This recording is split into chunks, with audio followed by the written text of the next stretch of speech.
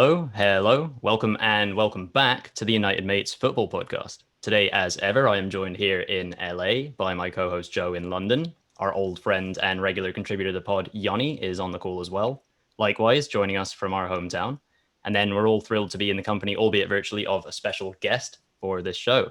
Today's guest is a social media maven, a fellow podcaster, as the host of the Let's Make a Difference podcast, which was born out of a previous charitable endeavor of his. And quite excitingly, well, at least for Yoni and myself, he's a fellow gunner and moreover, a member of the Arsenal Supporters Trust Board. Welcome, Akhil Vyas, to the United Mates Football Podcast. Akhil, cheers for joining us. It's an absolute pleasure to have you with us. Yeah, and how are you doing today? Yeah, good, thank you. No problem. That was quite a welcome, to be honest. Yeah, there's a few things there you said that have got me thinking as well that I need to do more with Let's Make a Difference, actually, because it's been a busy few weeks. But yeah, no, apart from that, all good, thank you. Now, quite the impressive resume. Otherwise, Joe, we've had our fair share of Spurs fans in the past on this podcast, but I think we're probably at a point where whether or not you'd admit to North London being red, this podcast is, as far as the majority of our guests' allegiances, red. What do you make of that, and how are you doing, mate? Makes me depressed, but sometimes we have to speak about Arsenal. It's fine. This is part of the deal we have, the Tottenham Arsenal fan podcast experience. But yeah, I'm good. Tottenham won on the weekend. Bale scored a hat-trick, so that's nice after the weeks of numbness and pain from Spurs. But no, all good. Yeah, as far as numbness and pain, I think recently we've probably all been in it relatively together. And then Yoni, we've got you here too. And I'll reference now for the listeners that we're recording this podcast on Tuesday. It'll be released on Friday. That's, of course, the day after Arsenal's second leg tie in the Europa League semi-finals against Villarreal. So on that note, good evening, Yoni. How's it going? Evening, Kai. It's going all right. And Joe's not alone in being depressed about having to talk about Arsenal. But here we are. But yeah, generally doing well and glad to be back on. Fantastic. Well, Akhil, as we've all said, it's great to have you with us. And we always start our episodes with an icebreaker question to our guests. So, of course, we're going to do this for you as well.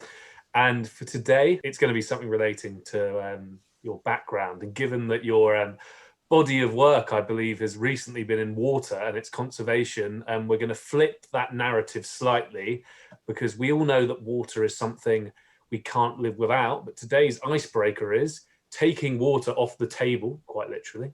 If you could only drink one thing for the rest of your life, what would it be and why? And I'll let you have some time to think about it. But Yoni, how about you? You give us an answer first. I think at this point, the answer probably has to be coffee. My body notices it when I don't drink it, and feels a lot worse for it. So maybe biologically I'm addicted now. Yeah, it's not a very interesting answer, but coffee it is. Yeah, I mean, I'm partial to a coffee or two in the morning, as is, many people. I think that's a decent enough answer. Kai, how about you though? What are you going to go with? I think this is quite a tricky one when you really think about it, because water, it never really gets old. And, in terms of just goes down easy. Other things are quite intense and water is very inoffensive. So to think of something that actually you have to imagine sort of downing glass after glass of for a lifetime is tricky. But on a caffeinated note, I think I'll go with the crisp pear edition of Red Bull. The folks at Red Bull, they certainly know how to run a football club and they make a lovely pear flavored energy drink. It's pretty refreshing. Although, on that caffeine note, it'll probably do me in pretty quickly, but we'll just, I think, for convenience sake, to answer the question, forget about that part for now. Fair enough, a bold choice, but we like that. Akhil, you've had some time to think about it. What are you going to go with? I've got two. I've got one that will probably kill me very quickly and one that might keep me alive. So the one that will kill me very quickly is Jack Daniels. Massive sort of Jack Daniels fan. So I would, but I'm not sure I could have that every day, all day, because that would mean you've got problems. So yeah. But if you were to tell me something that would actually keep me alive, probably a chai latte. So I do love a chai latte. that can be from a chain like Starbucks or Costa, but it can also be from independent places because a lot of them do a chai latte. I've even, during lockdown, I even bought from Amazon my own mixture. So I started making them myself, had a coffee machine and all that kind of stuff. That lasted about 2 weeks because washing the coffee machine after is an absolute mission. So I kind of ditched the coffee machine, but I still use the mixture and stuff like that. So yeah, probably a chai latte, you know. It's got a bit of water in it as well, so that will hopefully keep me alive. Nice, yeah, that's the plan at least anyway. So yeah, great choices there. I guess an alcoholic option, maybe a nice, cold lager every day, but again, that probably wouldn't be too good in the long term. But anyway, we'll go away from what drinks we'd like and let's talk about Arsenal topic I don't love, but there you go. So Akhil, I know that people, everyone makes mistakes in their life, and I think that this is arguably, for me anyway, probably the biggest mistake you've made in your life. But I'm still interested. What is the story behind how you became an Arsenal fan? Well, it goes back to when I was a little kid. I mean, my family support Arsenal. My mum grew up in North London, not too far from Arsenal. So it's always been in the family, in the blood. Started to watch, it was always on the TV and things like that. Someone bought me my first shirt when I was too young to remember. And then it was really kind of in those early 90s watching Ian Wright. And Ian Wright was one of the major reasons why I really loved Arsenal, because he was a real character, an entertainer. When you're 4 years old or 3 years old, you don't understand football. You don't even care if you win or lose. But what you do care about is if Ian Wright scores, he'll probably do some sort of a silly celebration, and that's going to be quite fun to watch. So it was the righty factor that kind of got me into it. And then it just grew from then. I started going when I was fairly young, and then started going to away games, started going to Europe. Got involved with the AST, which I'm sure we're going to talk about later. And then it just grew from there. So, but yeah, it was that family kind of aspect, and then that Ian Wright factor, I would say. I think we are, just about to chat about some of that AST stuff. But obviously, Akhil, it's been, quite a turbulent time recently in the world of Arsenal fandom. We're not the only ones, of course, but we'll get a bit more into the turbulent stuff later on. On the flip side, you're in, quite a unique position on the Arsenal Supporters Trust board. So we wanted to know a bit about that journey. How did it come about in the first place? And what have been some major highs from that experience? Yeah, so the AST has been around for many years, much longer than when I first got involved. But as a young kid, I've always done things on my own terms and done them myself. So where a lot of people get, their parents or older siblings to take them to football, that wasn't me. My dad wasn't massively into football. I didn't really have people to take me, so I had to do my own research. I remember as a kid ringing the Arsenal box office to find out how a 10-year-old or an 8-year-old can get tickets. I had been a few times with people, but, how can I do it myself? So a lot of it is all just, I've taught myself how to get into football. And then the Arsenal Supporters Trust was something similar. I got to an age where I thought, well, I want to be more involved here. I used to get involved in forums and stuff like that, as most people did in sort of 20 years ago. And then the Arsenal Supporters Trust just provided a different opportunity. So I joined as a member. I thought, oh, actually, it's only about £2 a month. I can afford that even as a 16-year-old. And then kind of just got into it from then, went to their meetings that, obviously pre-COVID world, things were face-to-face. It was a different world. We wouldn't be probably sitting here like this. Got involved, went to the meetings and just, took an interest and, sort of offered my help and stuff like that. And then as I was doing that, my career was obviously taking off and things like that, and was invited onto the board. And I haven't really looked back since. But again, it was all just, I always think, that there is people, and I see it all the time, and I've seen it today on social media, that, you always see people who are saying, supporter clubs, supporter groups, really, they don't talk for me. They don't represent me. And there's always this attitude. And I got to say that that's totally fair. But, I've actually done something about it. I actually wanted to be involved. I wanted to, do more for my football club, And it was all, it was just hard work, and anyone can do it, really. So, yeah, I'm quite proud of that journey, to be honest.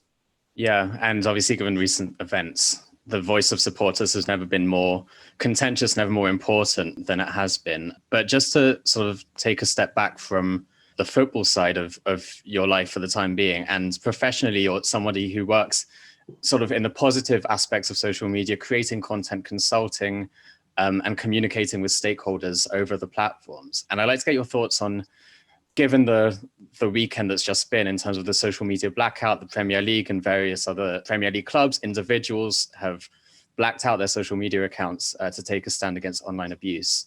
What kind of positive steps do you think the platforms can take in tackling the issues that clubs, footballers, bloggers, kind of everyone in some respect in the football community faces?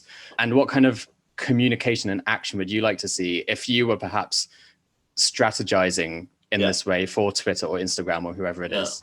So actually, football fans have been quite involved in this. I'm part of a working group with the FSA, which is the Football Supporters Association, which has memberships at every, like the Arsenal Supporters Trust, the Spurs Supporters Trust. We're all members of the FSA.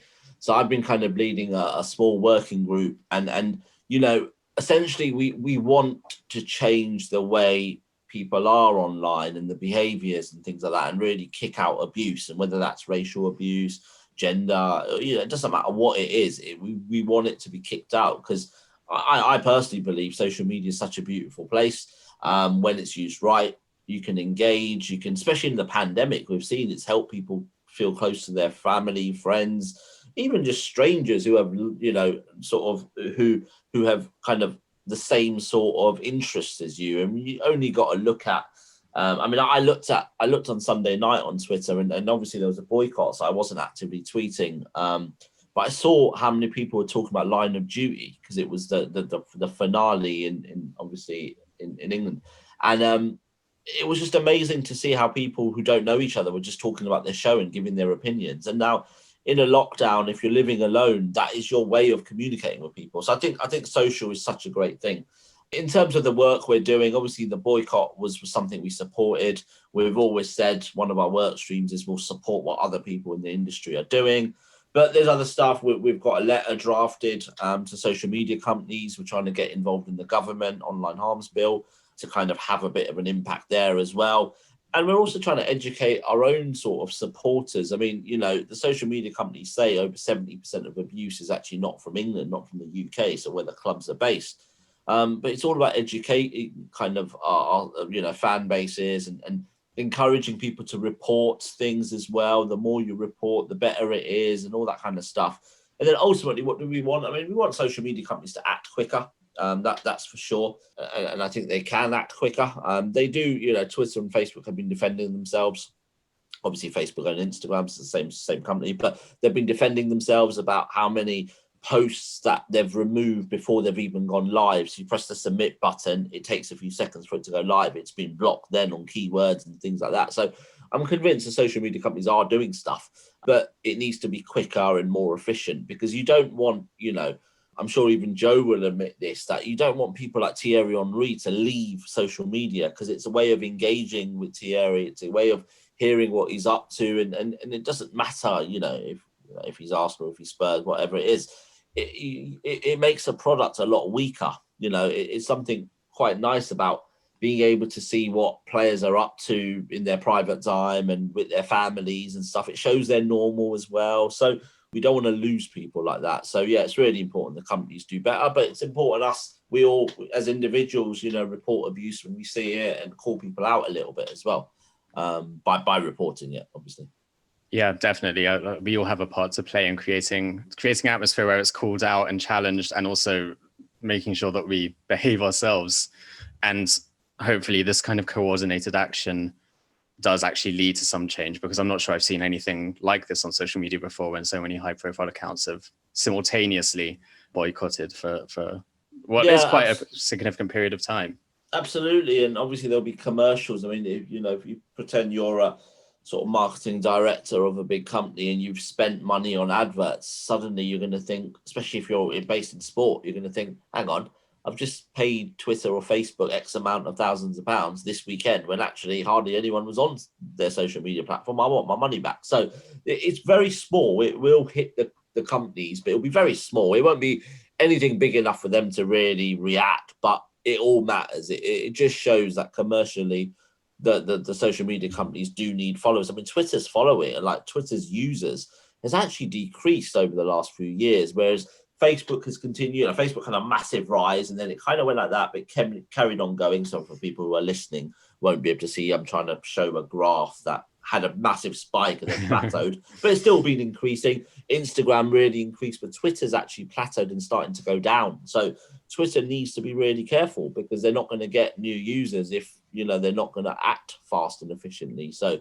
yeah, interesting times. I think the companies, definitely need to do more, but hopefully they will do it. Let's hope so. Moving on to a lighter part of the show, and we've got another game.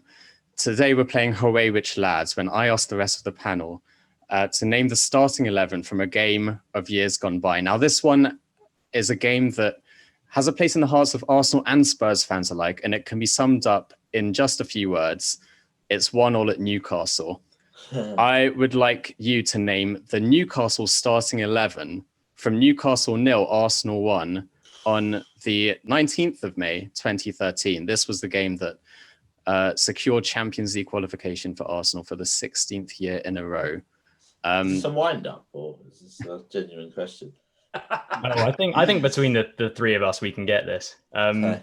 I'll start. Harper was in goal. He was. Because it was his last ever game. I was at the game and there was a massive cheer on whatever minute his number was. And he got very emotional then. Obviously, he was never really first choice. He was behind Shea Given, but he had been there for his whole career. So Harper was in goal. There you go. I've done my bit. Steve Harper was in goal, conceding to Lauren Koscielny's winner. Yeah. That's very well remembered. So let's go with the back four. Kai and Joe, any suggestions there? I want to say Ryan Taylor would have been knocking about at that time, or he wasn't knocking about. I think this was probably one of his many injury breaks. He wasn't even in the squad. What about Colaccini? Colaccini was playing centre back for Newcastle. Yeah. Okay. What about the other Taylor? The other Taylor is his central defensive partnership. Okay. Nice. Was Joey Barton there? No, I think this is his QPR spell time. What about Musa Sissoko?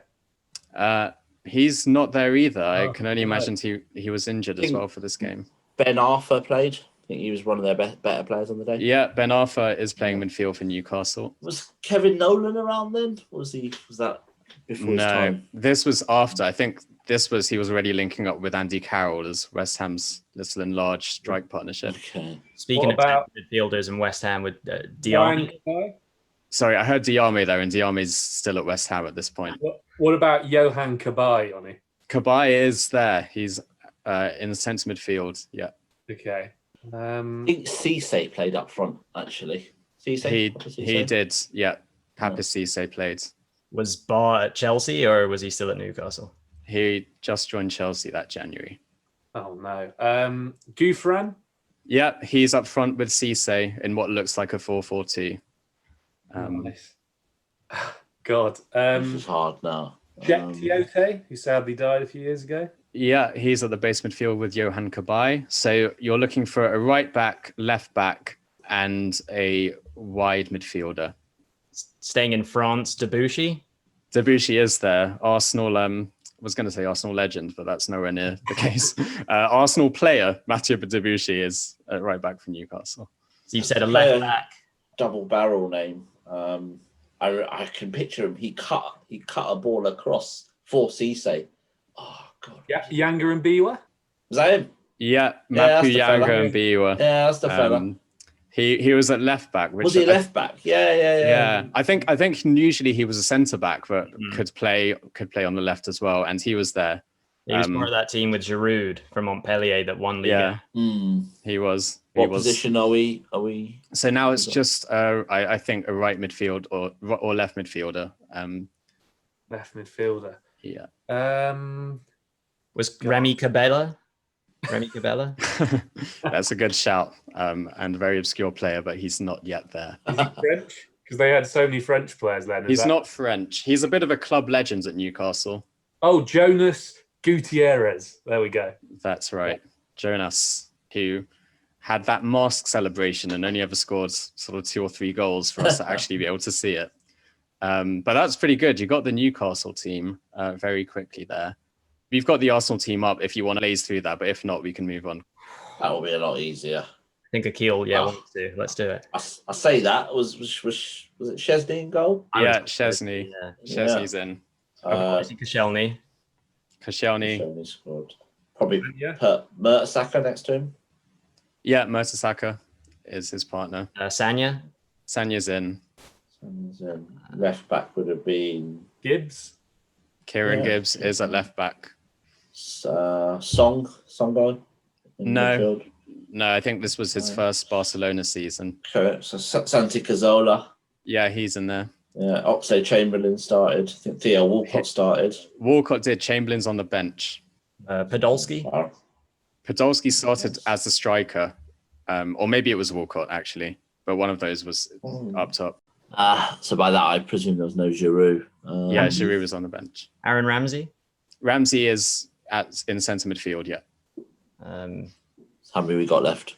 So you've got another centre mid and another kind of attacking mid, wide-ish player. Coquelin. No. Wilshere. No, he was on the bench. Yeah, it's getting a bit tricky now.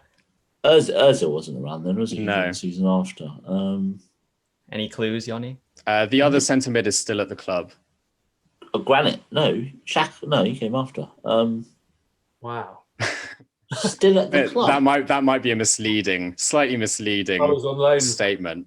No, he's no longer playing. Oh, is it Arteta? Yeah, Arteta and right. Ramsey. Right, yeah. And you said That wasn't misleading.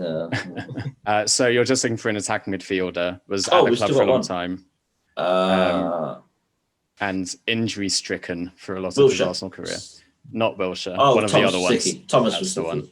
Yeah, Rosicky played that game, and Arsenal won 1-0. So well done. You really breezed through that as well. So 4 points to everyone involved. Yeah, I'm quite proud of us. But sticking with Arsenal, onto some more current chat. And as I mentioned earlier, we're recording a few days ahead of the second leg against Villarreal, with this episode coming out the day after that game. So as we sit here, it could really go either way with Unai Emery's Yellow Submarine holding a 2-1 lead as things stand.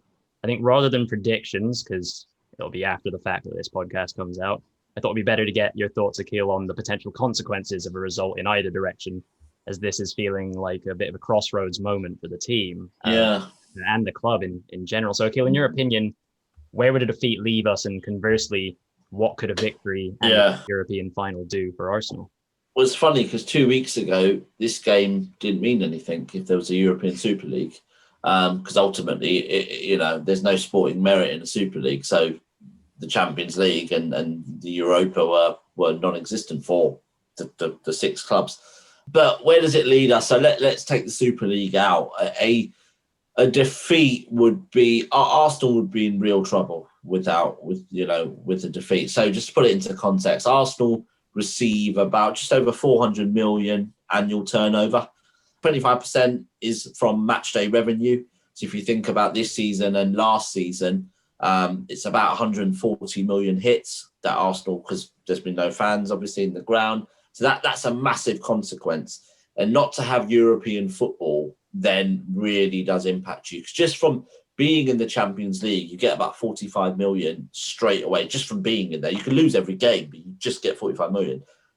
Spurs, when they reached the final, got about 90 million for that run, and Liverpool got about 120 for winning it. So the Champions League is worth major bucks. And that can, you can increase your wage bill. You can obviously spend money on players. You attract better players as well. So being in that Champions League is huge. I mean, obviously this is still a European trophy, so you want to win that European trophy. But the actual result of winning the Europa is so much bigger than just a trophy, because it gets you into the Champions League. So for Arsenal, that would be, that would be a get out of jail right now, considering where they are in the Premier League. It would be a total get out of jail. It would probably, I wouldn't say save Arteta, because I still don't think his job's in threat, even if there is some noise around sort of, supporter opinions. I think that the club believe in him. But it would certainly, if you win an FA Cup and then you win a Europa League, even if you finish 9th or 10th, you're pretty secure. So it can change. It can change the whole short-term future of the club by winning on Thursday, and then winning the actual Europa League. I'm talking about.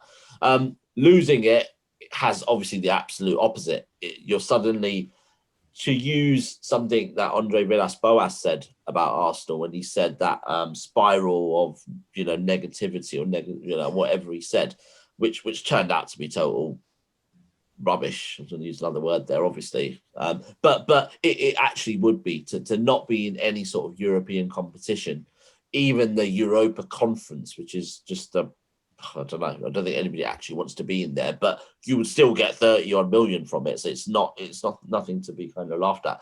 Josh Kroenke said about a year and a half ago that Arsenal are have a Champions League wage bill, but are a Europa League club. Well, imagine having the Champions League wage bill and then not being in Europe at all. It's going to hurt.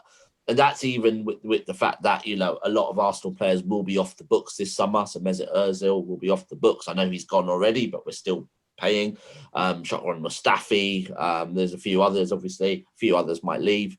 But being not in Europe will severely impact Arsenal's chances to compete. Now, funny enough, all the Super League stuff has made owners feel so under pressure and so, in a position where potentially you may see owners investing in clubs because they feel they've been backed into a corner.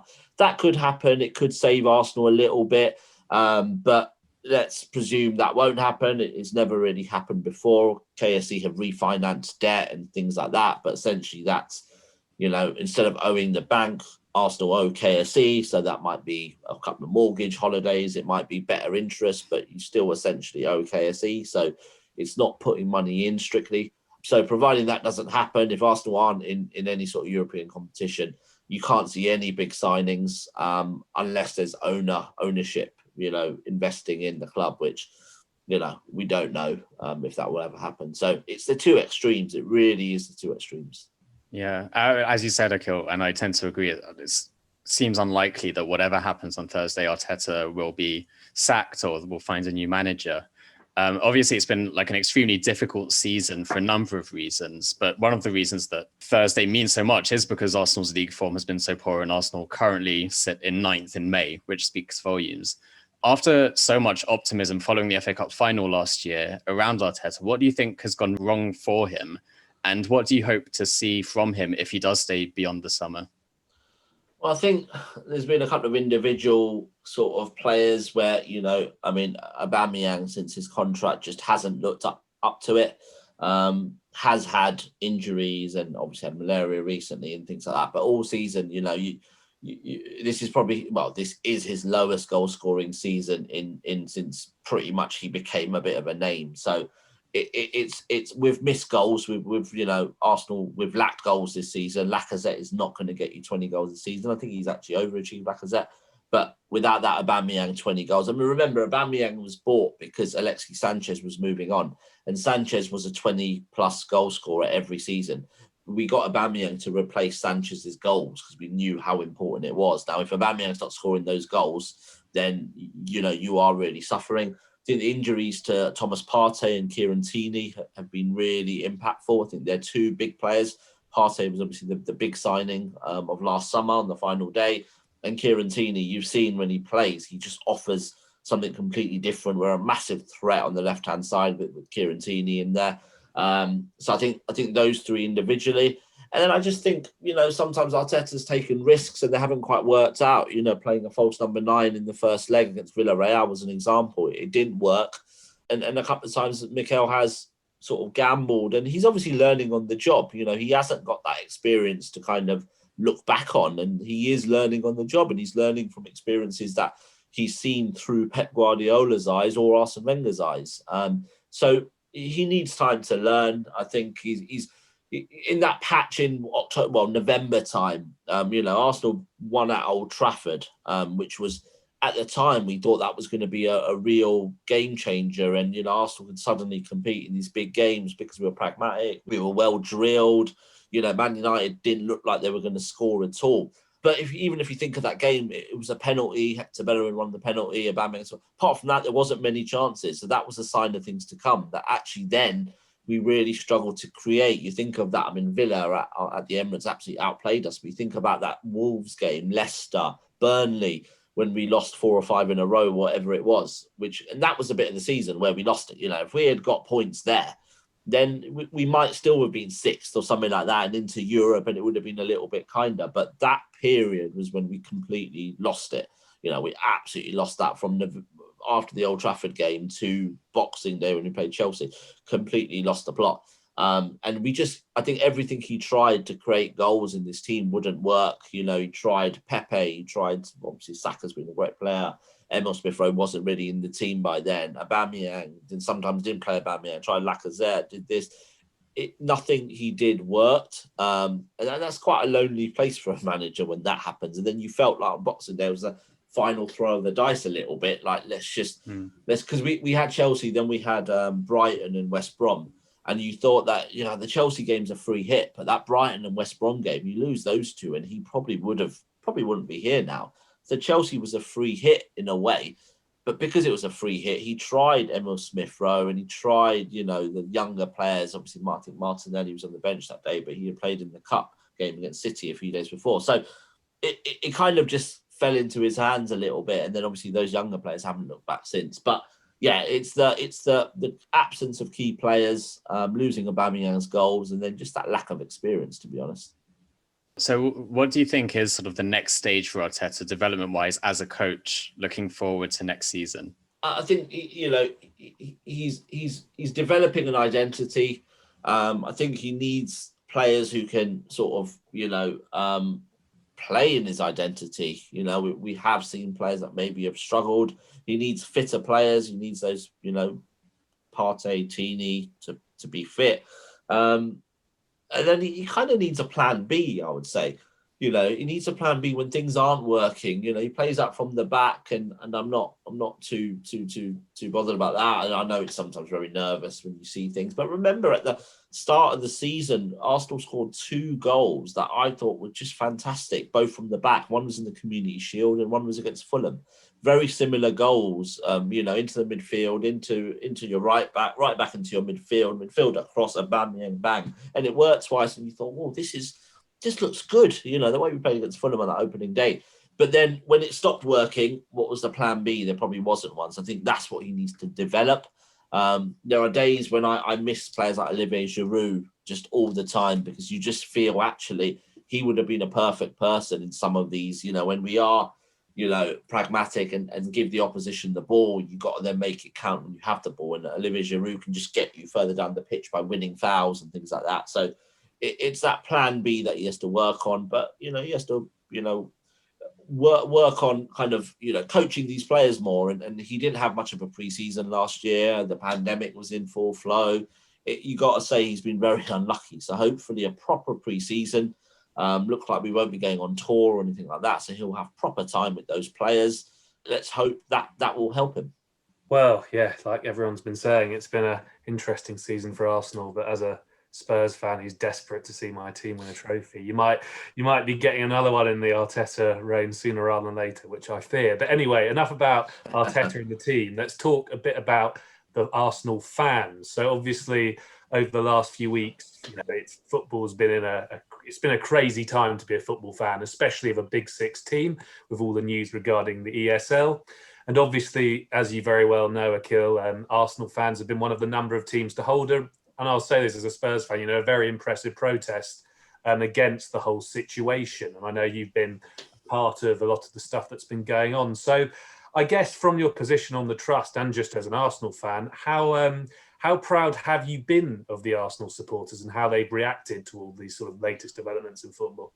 Yeah, I mean, massively proud. I mean, the European Super League thing was it was so bad in the way it was done, and the fact that it was so bad. And you joke about the Spurs and Arsenal thing, but I mean, we through the FSA, we work closely with, the Spurs Supporters Trust, for example. I know them personally, they're lovely people.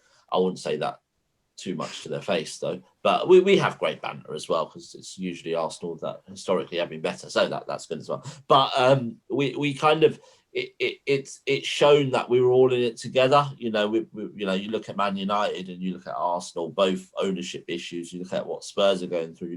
So it's kind of everyone was united, and that whole Super League brought everyone together. It really did. And then after that, fans have been vocal. We are in a pandemic, so I think the talk of protests were always a little bit like, is this the right thing to do and stuff like that. But as long as they're peaceful, as I know at Old Trafford, a few things happen on the pitch, but as long as they're peaceful, like they were at the Emirates, you think, well, people have the right to protest. These owners need to know what's going on. So I was massively proud of the Arsenal fans. Those who aren't local were on social media, and there were Cronky Out was trending on that Friday night when there was protests and stuff like that. So there's been a lot of noise. We've got into government reviews.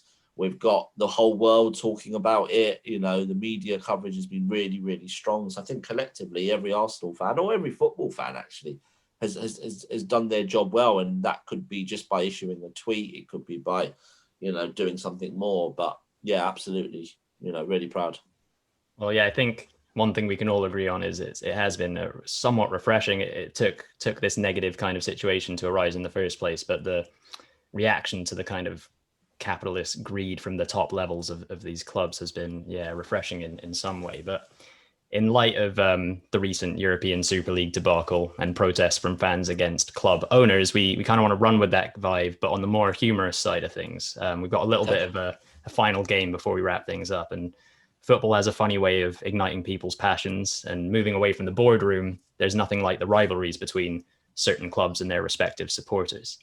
What could be a better example than this call with a Spurs fan and the Arsenal fans? But in particular, I think a player moving to a rival club is something that's guaranteed to rile up fans' emotions. We're big on all sorts of niche starting 11s and sort of putting them together on this show. So for today, we thought, let's compile an 11 of players who have crossed the divide and made fans regret ever having bought a shirt with their name on it in the first place. So this is the traitors, or maybe on a less harsh note, the mercenary 11 team builder that we're about to do as a group. Can I grab something? I know people, if you're listening, you won't be able to see, but what you just said, one second. So expect a regrettable jersey purchase on the way, perhaps. It's not number 10, is it? When you talk about kind of regretting names on the back of a shirt, and this is one of your players who will have, who'll probably be in the team, but it's William Gallas, number 10. I mean, why he was number 10, I've got no idea either. That made it worse. Yeah, well, exactly. But that is probably, something I do probably regret. I play five-a-side in these shirts, which is why they're there. And whenever I wear that, it normally does get a bit of a laugh, because we play in colours, right? So with COVID, we can't really wear bibs. Yeah. So often it's reds versus non-reds, but we might do whites if we've got enough people with white tops. So then I would have to wear that. Yeah. It's a nice segue, because I think, well, inevitably that name is going to pop up in just a moment. I've told this story before on the podcast, but in the final season at Highbury, got a Patrick Vieira kit in the summer, and he never graced the pitch, well, not even one time, because he was off. Enter. Oops, that's my dog in the background getting rolled up. He likes to make an appearance here and there. Yeah, Patrick Vieira talk there. Still painful. But the three of us are going to take turns rather reading off some of those names from this kind of mercenary 11, and then the rest of the group will pick a starter for each position between us. So I'm going to begin with the goalkeeper spot, and then Akhil, I'll ask you first, but please do feel free to throw in any worthy names that you think we might have missed out. Throw those into the mix. So the goalies to choose from currently in this 11 are Thibaut Courtois, Peter Schmeichel, who obviously did the Manchester divide, Petr Cech, Shay Given, famously played for Sunderland and Newcastle, Sander Westerveld, apparently had a brief loan spell at Everton after his days at Anfield, Gregory Coupe, played for both Saint Etienne and Lyon. That's quite a historical rivalry. And then we've got Steve Harper as well on this list. So do any of those names or something that I've not mentioned yet stand out to you as a goalkeeper in this?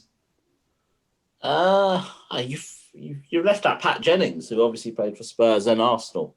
who obviously was a top class keeper. So maybe it's a little bit historic, but he's one you're probably thinking. I'll probably go for Schmeichel in that lot though. I think City, especially in that era when he was an absolute legend. We all remember that tunnel thing with Gary Neville.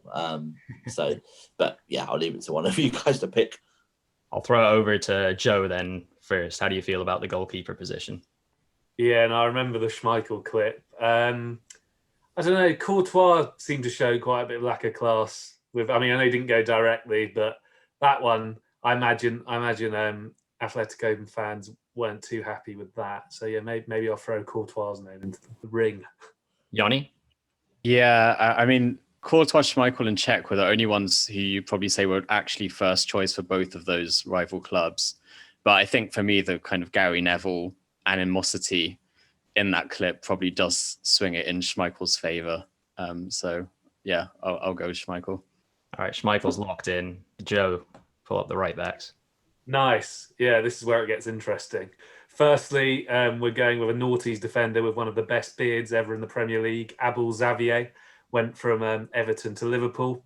We've then got Glenn Johnson, who started off at West Ham, ended up at Chelsea. And then we've got Juan Fran as well. Kai, which two teams did Juan Fran play for?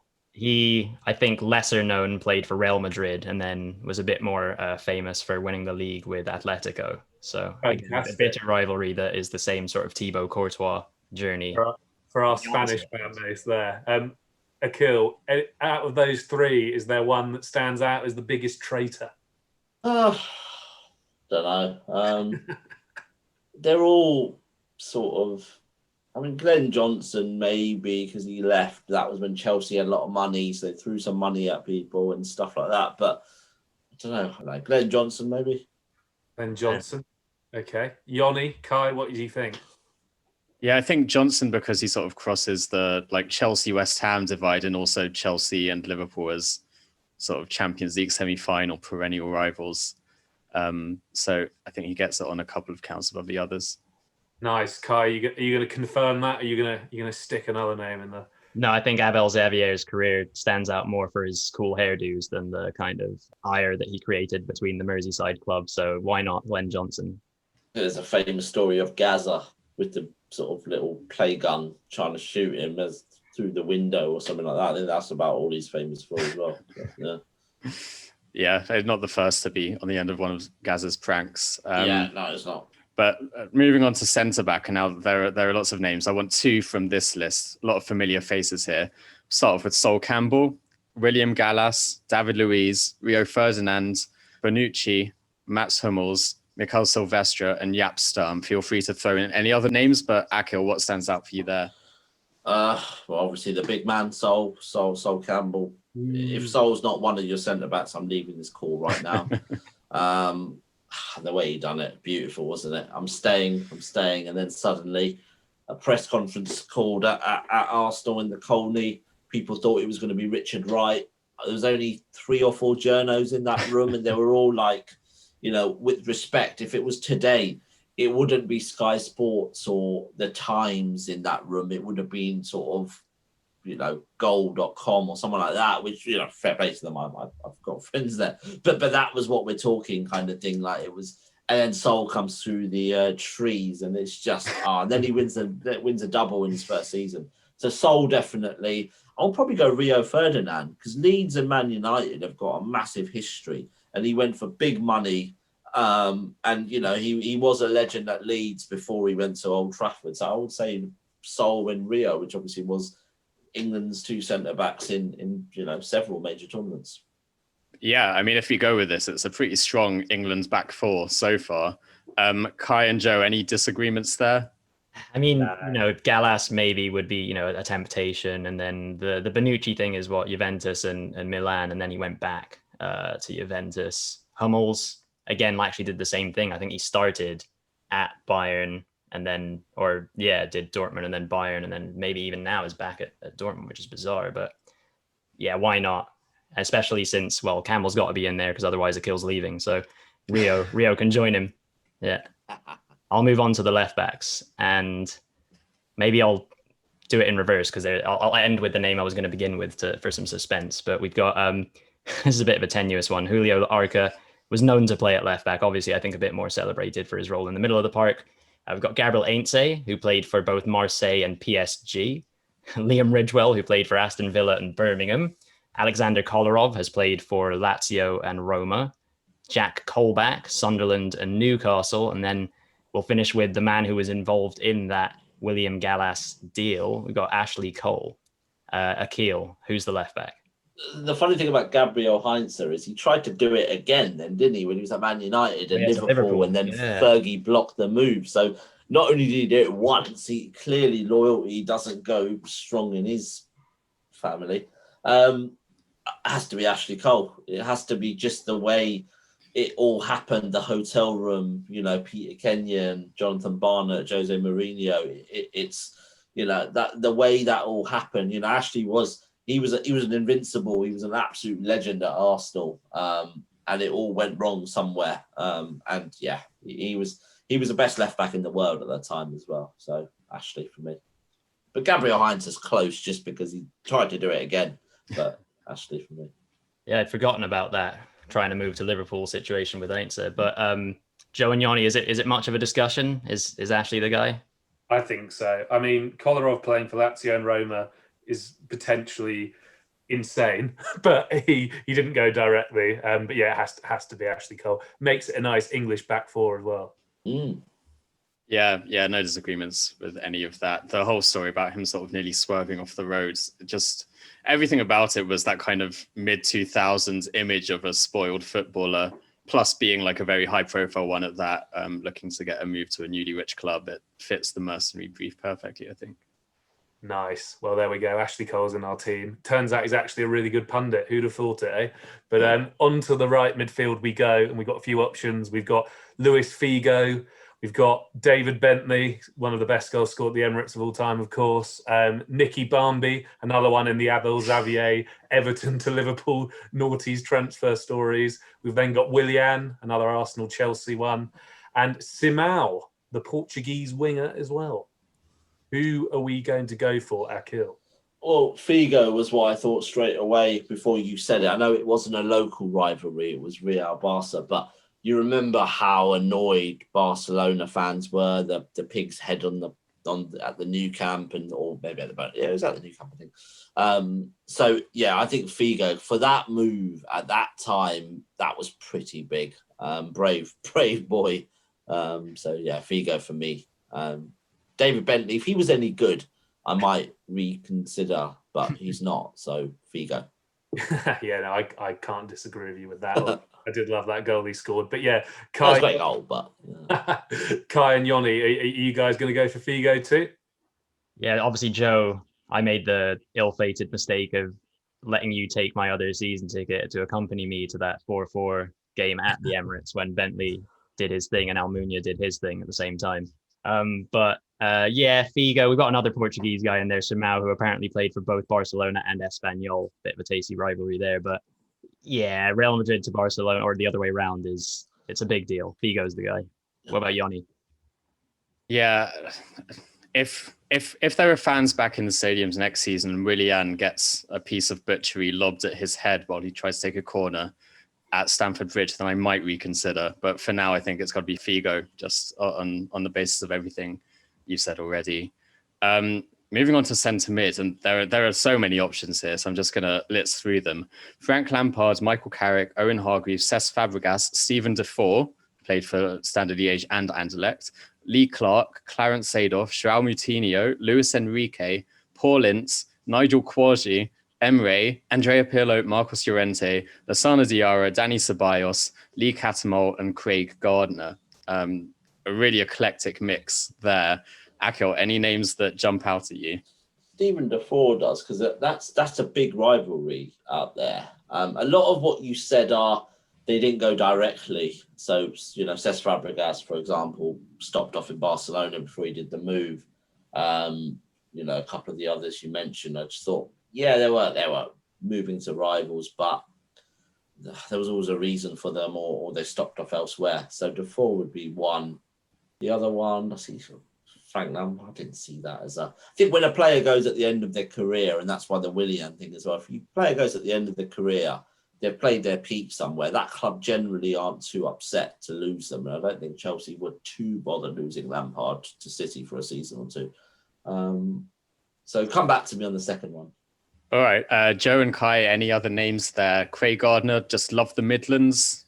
Did. I'd go with Lampard, but more for the West Ham to Chelsea, given his dad was Frank Lampard Senior, a legend at West Ham. He'd started out there. Yeah, I agree with you, Akhil. I think the City move, they probably weren't too fussed at the end, but I think, perhaps that early move in his career stung a bit for the Hammers.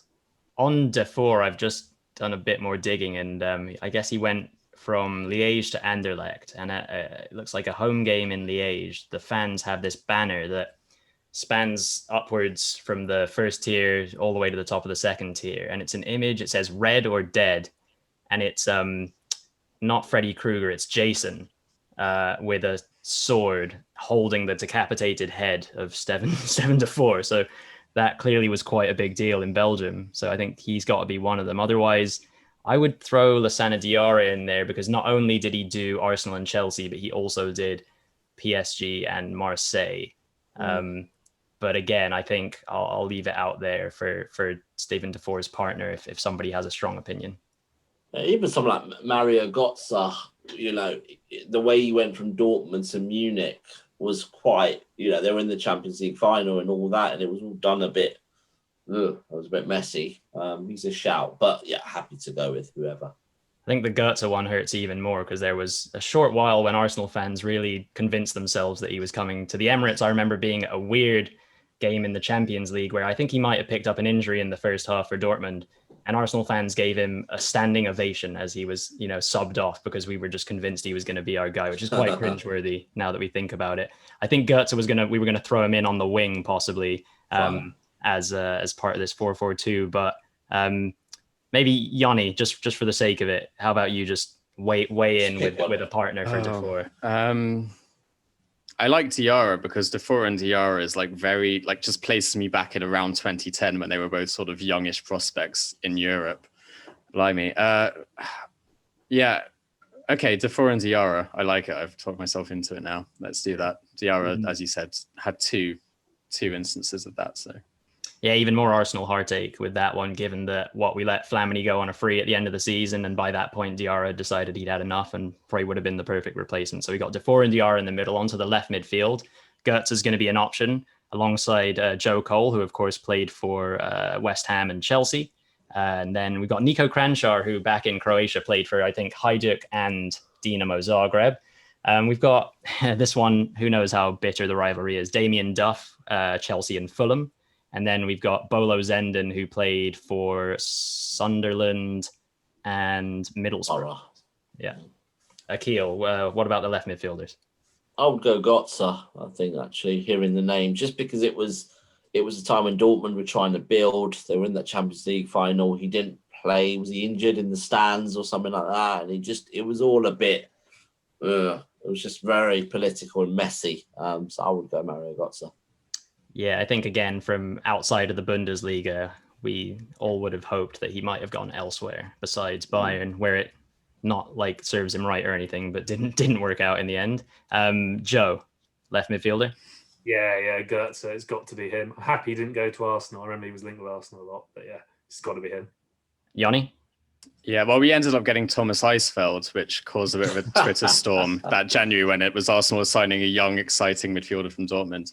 It's got to be Götze. I think also, Bayern have signed a lot of Dortmund's players, but this really felt like they were poaching one of their best young talents that they developed, and it kind of felt like the moment that, get some original ideas. What's happening in Germany is just going to be Bayern domination from now on if this happens all the time, which it does. So nice. It is. So finally, strikers. We've got a load of names. I'll read them out quickly. We'll choose two.